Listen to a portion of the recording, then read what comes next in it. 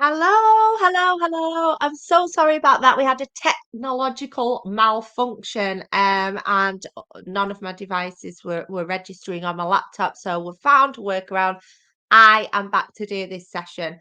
Okay, so today we are talking about 5 reasons why it's a good idea to model the life you want your loved one to live.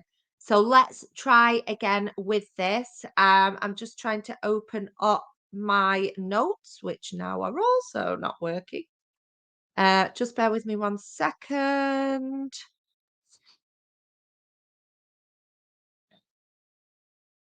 Okay, just hang on a sec. So for some reason, this week it's been a little bit funny with all my internet and devices, but we'll get there. Right, okie doke, let's go. So this session is based around the 5 reasons it's a good idea to live the life you want your loved one to live, sorry. So that is what we are here to talk about. Now, if you haven't joined it, come and join the free community because this is a community for women, for professional women, for business owners who are living with somebody else's addiction. It is led by me and it is wonderful in there. So head over there and join us. Okay, so number one, let's get straight into it because it helps you increase your social circle and your own resilience.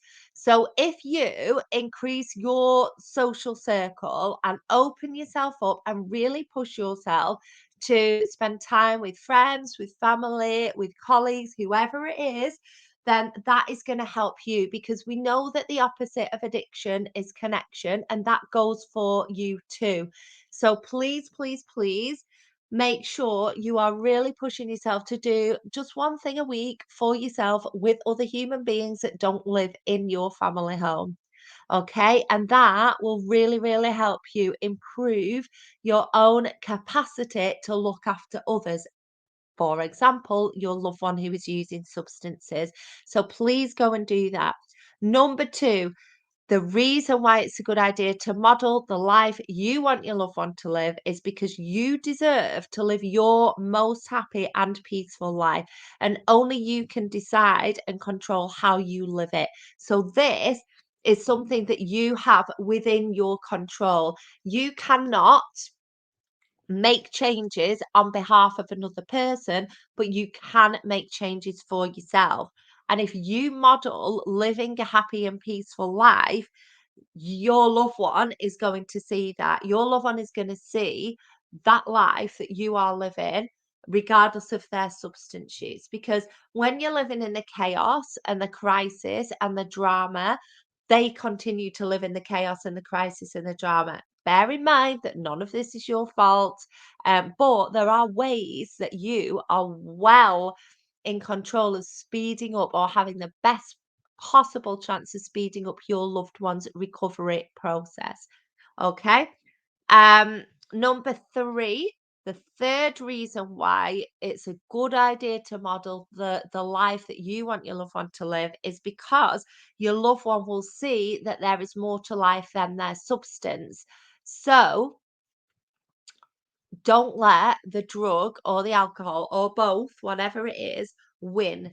Okay, we've got to show your loved one that there is a life outside their substance, and if we're stuck in it with them, they don't see that, do they? So the addiction gets a bit mad and moody, but you're not getting into that drama and chaos where you can then be blamed for your loved one's use because you're reacting and you're blowing up and you're crying and you're begging and you're pleading and you're screaming and you're shouting and all those very reasonable, FYI, very reasonable reactions to your loved one's use, you're going to be showing them that there is more to life than the substance and working on yourself. Because when you do this, I'm telling you, it works. Okay. You might be thinking, well, I'm already doing that. But that's what a lot of people say when they come to me. Well, I'm already stopped my enabling. I already walk away when they're using the substance. But there's a difference between doing this stuff in a passive aggressive manner or just one of these things. We've got to do them all. Okay. Got to do them all. And that's why people need help from people like me. Okay. Number four, because you will learn to live your life independently of your loved one's use. So when I hate the term codependency, but it is a thing. And we can easily, in any relationship, not just in this one, in any relationship, but just live our lives depending on the feelings of the other person. And that's kind of what codependency is.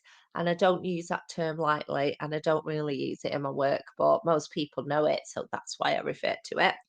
But we've got to learn to live our lives independently of what is going on with the person we love who is having problems with drugs and alcohol.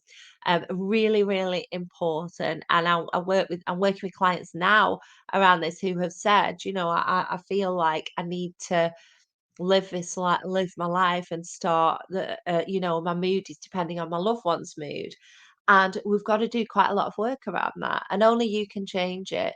So please, please, please model that life that you want your loved one to live. Go and do things for yourself that don't rely on your loved one's use. Go on holiday, go and have a weekend away, go and meet a friend for a coffee. You being there isn't changing anything in terms of their substance use, is it? It's not making any difference. So show them another way. Okay. Number five, because when you live your life and you invite your loved one to join in when they are sober, it will motivate them to change. So if you're living this life, bring your loved one along with you. Use it as a motivational factor to say, listen, I'm going to the cinema on Friday, or I'm going to go and try this new restaurant out, or I'm going to go and have a walk in this new park, or whatever it is. And always within your limitations of budget as well. You don't have to do anything lavish or expensive.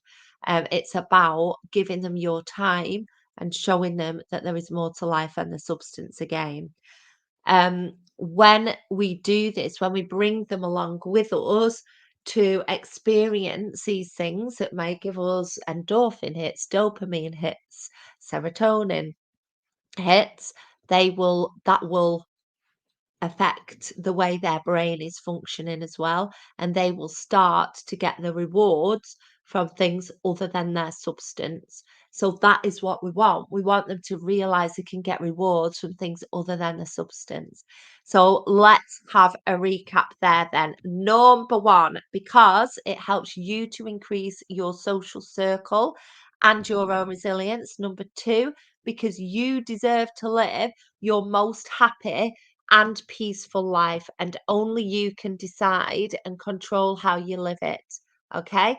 Number three, because your loved one will see that there is more to life than their substance.